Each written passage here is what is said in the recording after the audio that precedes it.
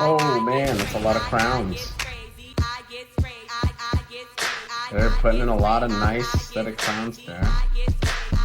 Yeah, my first reaction to this is if a patient wants an aesthetic smile, it's a good idea to consider, reshaping the teeth so that it can line up with what you want. My only concern here is that it looks like there's a lot of crowns on the front and the back teeth versus veneers. When you're doing a crown, you cut 360 degrees around a tooth.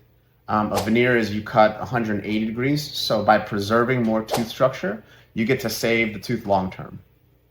My fear is that, it might be on the table that it might be excessive. There's rare cases where you need to really do crowns on most of your top teeth. That's if you're kind of over closed and you want to bring up the bite a little bit.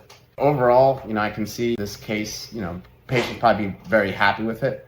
My only concern is that, 10, 20 years down the road, if there's some cavities that start to come up, you're talking about replacing, 10 crowns at that time. And sometimes it's easier to replace a veneer if there's less tooth structure that was cut. But I don't know what happened exactly in the case. Maybe each of those teeth were decayed. When I look at the bottom teeth, I don't see any cavities. The bottom teeth look like they're in pretty good condition. So my initial kind of impression is that most likely the top teeth are doing well as well. But things to consider. Everyone does something differently.